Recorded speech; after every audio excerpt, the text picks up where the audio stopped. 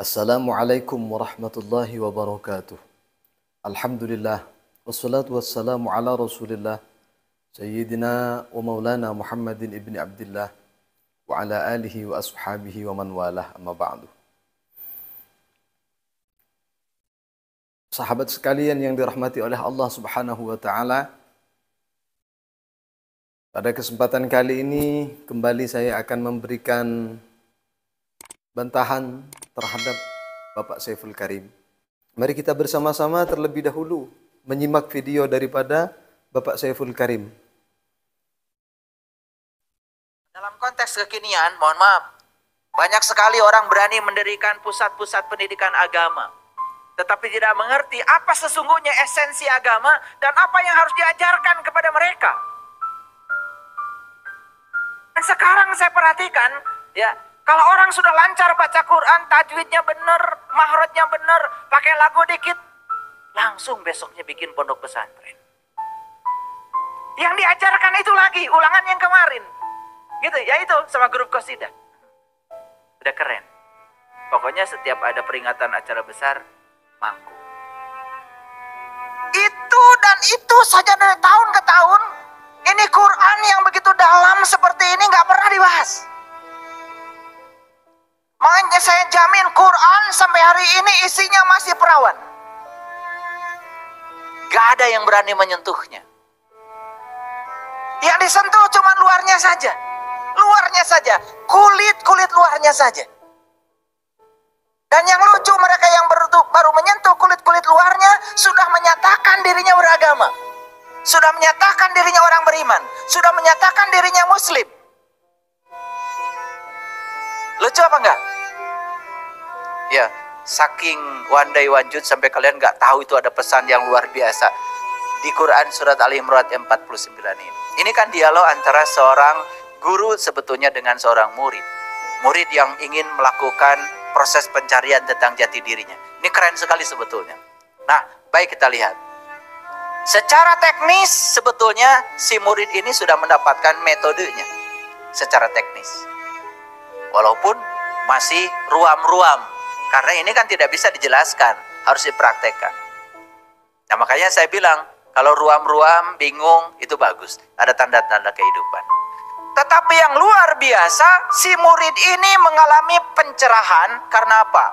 Ada 3 yang sembuh pada dirinya. Nah maka inilah yang disebut dengan mukjizat para rasul. Jadi mukjizat para rasul itu cuma 3. 1, silakan dibaca. Wa ubriul akmaha, bisa menyembuhkan penyakit buta. Ini sebetulnya peringatan nih ya, buat mereka-mereka yang selama ini mengaku dirinya adalah pengikut para rasul, apalagi mengatakan dirinya pewaris para rasul. Pertanyaan sederhana, apakah Anda sudah bisa menyembuhkan penyakit buta atau tidak? Itu aja. Mengaku itu boleh, tetapi indikatornya harus jelas. Karena di ayat ini jelas, salah satu kompetensi yang harus dimiliki oleh seorang rasul dalam melaksanakan tugasnya, mukjizat yang harus dimiliki adalah 1, bisa menyembuhkan penyakit buta. Begitu baca ayat ini langsung kalian terpikir, wah kita kumpulkan aja orang di kampung ya yang tidak bisa lihat. Betul nggak? Iya, kita bawa sama rasul. Betul nggak? Di zaman itu tidak ada gerakan itu. Karena buta yang dimaksud di sini tidak ada kaitan dengan buta mata. Kalau buta mata itu urusan Cicendo. Urusan buta mata lahir itu bukan urusan Rasul. Masa Rasul ngurusi yang kayak gitu, itu urusan dokter mata. Dan Rasul bukan lulusan fakultas kedokteran urusan mata. Rasul itu ya dididik oleh semesta, lahir dari sebuah fakultas kehidupan, bukan fakultas kedokteran.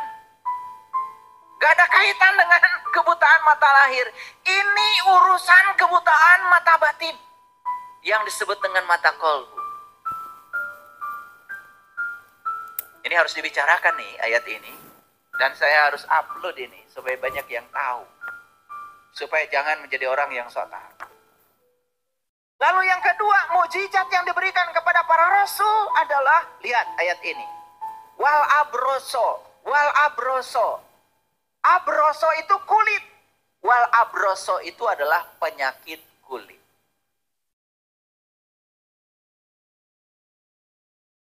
Sekarang sudah banyak sekali dokter spesialis kulit, plus kelamin. Lulusan fakultas kedokteran.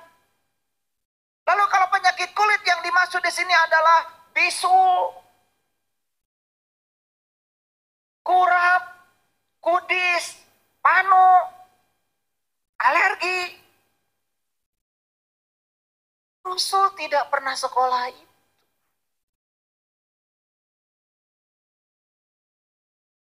Dan selama ini kita menafsirkan ayat ini benar-benar kulit itu penyakit. Namanya penyakit kulit. Rasul itu menyembuhkan penyakit kulit bukan itu. Ngerti sesuatu kulitnya saja, ngerti sesuatu luarnya saja disembuhkan oleh para rasul. Dan yang ketiga yang luar biasa apa? Ya.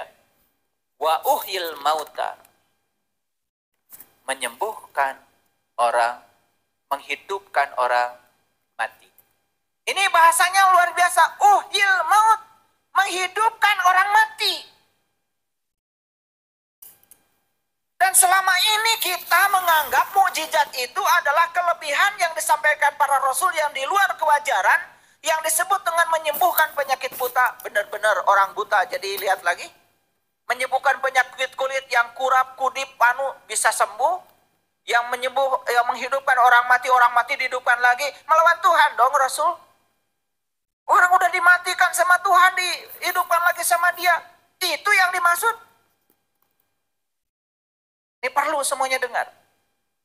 Satu, menyembuhkan penyakit buta adalah kebutaan rohani. Dua, menyembuhkan penyakit kulit adalah ngerti sesuatu kulitnya saja. Dan yang ketiga, menghidupkan orang mati. Bukan yang udah mati dihidupkan lagi. Ini cerita yang mati kesadaran. Di sini intinya video dari Bapak Saiful Karim itu ada 3 pembahasan. Yang mana pembahasan ini semuanya melenceng dari kitab tafsir Al-Quran. Yang pertama apa? Di sini katanya dalam Al-Quran, itu surah Al-Imran, Allah dalam surah Al-Imran itu ada sebuah kejadian, mukjizat para rasul. Mukjizat para rasul. Di sini saja sudah keliru. Jadi ayat ini difahami katanya ini mukjizat para rasul. Apa? Wa ubri'ul akmaha wal abrasah wa uhyil mauta. Bisa menyembuhkan orang buta, bisa menyembuhkan penyakit kulit, bisa menghidupkan orang mati. Ini katanya disebut mukjizat para rasul. Jadi untuk jadi rasul harus punya mukjizat yang 3 ini untuk jadi rasul. Semua para rasul kata dia. Kata Bapak Saiful Karim semua rasul-rasul, para rasul. Bukan Nabi Isa katanya. Bukan Nabi Isa di situ. Walaupun pada awal video tadi Bapak Saiful Karim mengatakan bahwa ini adalah percakapan antara guru dengan murid. Jadi Bapak Saiful Karim itu seakan-akan larinya ke Kristen, ke agama Kristen. Yang mengatakan percakapan murid dengan guru. Ya, mohon maaf untuk Kristen, kena sentil sedikit, bukan menyinggung, kena bahas sedikit. Jadi kata Bapak Saiful Karim di sini, setidaknya untuk mengaku seorang Muslim, mendirikan pesantren, untuk menjadi orang-orang yang betul-betul pantas jadi seorang ustadz, jadi seorang kiai, harus punya 3 mukjizat ini. Apa? Bisa menghidupkan orang mati, bisa menyembuhkan orang buta, bisa menyembuhkan penyakit kulit. Kata Bapak Saiful Karim tadi, 1 mukjizat para rasul itu ubri'ul akmaha, mengobati, menyembuhkan orang yang buta. Jadi bukan buta mata asli, tapi hakikat. Karena dulu tidak ada komunitas membawa orang buta kepada Rasul. Rasul bukan ahli spesialis itu. Itu kata Bapak Saiful Karim. Terus menyembuhkan penyakit kulit. Yang dimaksud itu bukan penyakit kulit, kadas, kurap, panu, dan lain sebagainya. Tapi yang dimaksud adalah penyakit hanya memahami Al-Quran luarnya saja, kata Bapak Saiful Karim itu. Sedangkan yang terakhir di video tadi yang terakhir adalah menghidupkan orang mati. Mati apa? Apakah mati beneran? Tapi apakah mati beneran? Kata Bapak Saiful Karim, bukan mati sesungguhnya itu, bukan mati yang itu, tapi mati kesadaran. Kita buka surah Al-Imran. A'udzu billahi minasyaitonir rajim. Bismillahirrahmanirrahim. Wa rasulan ila bani Israil anni qad ji'tukum bi ayatin min rabbikum anni akhluqu lakum minat tini ka hay'atit tayri fa anfukhu fihi fayakunu tayran bi idznillah. Wa ubri'ul akmaha wal abrasa wa uhyil mauta bi idznillah wa unabbi'ukum bima ta'kuluna wa ma tadakhirun wa ma tadakhiruna fi buyutikum inna fi dzalika la ayatan lakum in kuntum mu'minin. Al-Imran ayat 49. Jadi di sini Allah berfirman di dalam Al-Qur'an, Nabi Isa itu wa rasulan ila bani Israil, rasul yang diutus terhadap Bani Israel. Anni qad ji'tukum bi ayatin, bahwa Nabi Isa itu qad ji'tu, saya telah datang kepada kalian bi ayatin mir rabbikum, dengan tanda mir rabbikum, dari Tuhan kalian. Anni akhluqu lakum minat tini ka hay'atit tayri, sesungguhnya saya, kata Nabi Isa, akhluqu lakum minat tini ka hay'atit tayri fa anfukhu fihi fayakunu tayran bi idznillah. Jadi yang pertama, mukjizat di sini, mukjizatnya Nabi Isa ini, Pak. Bapak Saiful Karim, ini mukjizatnya Nabi Isa, bukan mukjizatnya semua para rasul. Tidak semua para rasul mempunyai mukjizatnya Nabi Isa. Jadi di sini yang dimaksud bisa membuat burung dari tanah itu, Nabi Isa di dalam tafsir At-Tabari itu mengatakan kepada ketika ada anak-anak bermain, saya bisa membuat burung dari tanah ini. Maka diambilkan tanah, dibentuk seperti burung, lalu ditiupkan ruh ke dalam burung tersebut, lalu jadilah burung seperti itu. Apakah Nabi Isa seperti itu langsung tanpa izin Allah? Tidak demikian. Makanya baca ayat jangan sepotong-sepotong, Pak. Sempurnakan kalau baca ayat. Fayakunu tayran biiznillah, maka jadilah burung biiznillah, dengan izinnya Allah. Itu yang pertama. Jadi mukjizat yang pertama itu bisa membuat burung dari tanah. Apakah itu karena kehebatan Nabi Isa? Tidak. Itu biiznillah, mukjizat yang diberikan oleh Allah kepada Nabi Isa. Yaitu bisa membuat burung dari tanah. Itu yang pertama. Yang kedua, wa ubri'ul akmaha wal abrasah. Wa ubri'ul akmaha wal abrasah. Bisa menyembuhkan penyakit buta dan penyakit kulit. Apa yang dimaksud menyembuhkan penyakit buta?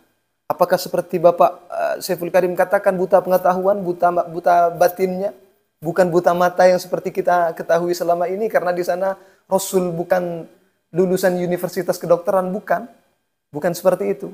Ini kebohongan yang sangat luar biasa. Ini penistaan yang sangat luar biasa terhadap Al-Quran, karena ditafsirkan semaunya otaknya dia. Ini kurang ajar luar biasa terhadap Al-Quran. Kalau MUI tidak segera bertindak, ini akan semakin merajalela orang sesat ini. Al-qawlu fi ta'wili qawlihi ta'ala wa ubri'ul akmaha wal abrasah,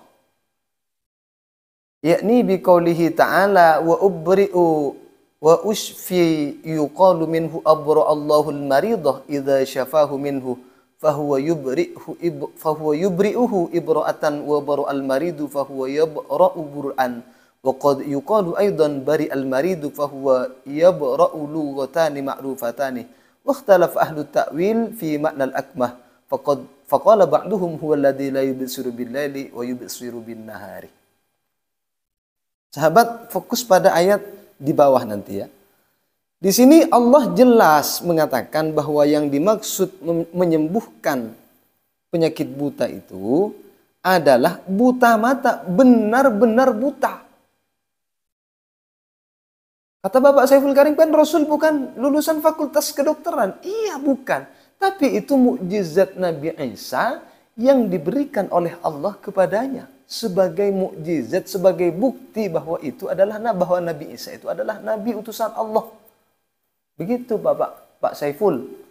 Qala ba'duhum huwa alladhi la yubsiru bil laili wa yubsiru bin nahari. Para ulama ahli takwil di dalam memaknai makna akmah itu sebagian dari mereka yaitu orang yang buta tidak bisa melihat bil laili di waktu malam wa yubsiru bin nahari dan bisa melihat ketika siang. Sebagian lagi menafsirkan sebaliknya. Siang tidak bisa melihat, malam bisa melihat. Jadi apakah kalau orang malam tidak bisa melihat, yang seperti yang di kitab tafsir At-Tabari katakan tadi, la yubsiru bil laili, tidak melihat di waktu malam, wa yubsiru bin nahari, dan melihat di waktu siang. Apakah ini buta mata hati? Itu kan sudah jelas Pak Saiful. Ketika malam orang itu tidak bisa melihat. Ketika siang orang itu bisa melihat. Maka itu disembuhkan oleh Nabi Isa dengan izin Allah. Biiznillah. Sekali lagi. Biiznillah. Dengan izin Allah. Yang kedua. Jadi yang kedua sudah terbantahkan lagi. Yang kedua sudah terbantahkan lagi. Yang terakhir. Wa uhyil mauta. Al-qawlu fi ta'wili qawlihi ta'ala wa uhyil mauta biidznillah wa unabbi'ukum bima ta'kuluna wa ma taddakhiruna fi buyutikum. Jadi fokus pada garis ini. Wa kana ihya'u Isal mauta bi du'aillahi yad'u lahum fayastajibu lahu. Kata tafsir ini, wa uhyil mauta, dan menghidupkan orang mati biidznillah. Jadi sekali lagi di sini pakai biidznillah, dengan izin Allah. Wa unabbi'ukum bima ta'kuluna wa ma taddakhiruna fi buyutikum. Di sini kita lihat wa kana ihya'u Isal mauta bi du'aillahi. Dengan berdoa kepada Allah, yang mana doa itu dipanjatkan kepada Allah untuk mereka. Lalu fayastajibu lahu, kemudian maka Allah mengijabah doanya Nabi Isa, maka sembuhlah si buta tadi. Jadi teksnya Pak Saiful Karim, di sini Nabi Isa berdoa dulu kepada Allah untuk orang yang buta itu. Kemudian apa yang terjadi? Fayastajibu lahu. Kemudian Allah mengijabah doa Nabi Isa dengan izin Allah. Orang yang buta tadi diberikan penglihatannya kembali oleh Allah Subhanahu wa taala. Itu adalah mukjizat Nabi Isa. Tidak semua nabi punya mukjizat itu. Nah, di sini Bapak Saiful Karim sekali lagi berdusta. Sekali lagi membawa pemahamannya untuk membuat orang tertipu dengan tipu dayanya, yaitu memahami Al-Qur'an dengan otaknya sendiri. Dengan otak dia sendiri. Semoga video saya ini sampai kepada Bapak Saiful Karim atau kepada MUI. Minta tolong Pak Kiai MUI, minta tolong. Ini segera ditindaklanjuti. Ini asli, ini benar-benar. Kalaulah Panji Gumilang saja kemarin itu begitu di penjara karena penistaan terhadap agama Islam dan Al-Quran, ini parah ini. Ini lebih parah, jauh lebih parah. Semua artinya Al-Quran dirubah-rubah sama dia. Oleh orang ini, oleh Pak Saiful Karim ini. Tentunya MUI lebih tahu daripada saya dalam menanggapi Bapak Saiful Karim ini. Semoga video saya menjadi teguran kepada Bapak Saiful Karim dan pengikutnya agar tidak diteruskan ajarannya. Ini jelas ajarannya menyalahi pemahaman para ulama ahlu sunnah, para ulama tafsir yang terkemuka. Ini saja yang bisa saya sampaikan. Semoga ada manfaatnya. Kalau benar ini fadlun minallah, kalau salah ini murni dari kesalahan saya pribadi. Al-Fakir Anastaghfirur Rahman. Mohon maaf yang sebesar-besarnya, terutama kepada Bapak Saiful Karim. Semoga Bapak bertaubat, kembali diberikan hidayah oleh Allah, bertaubat dari pemahamannya yang telah menyimpang itu. Akhirnya minni wal afu minkum. Wassalamualaikum warahmatullahi wabarakatuh.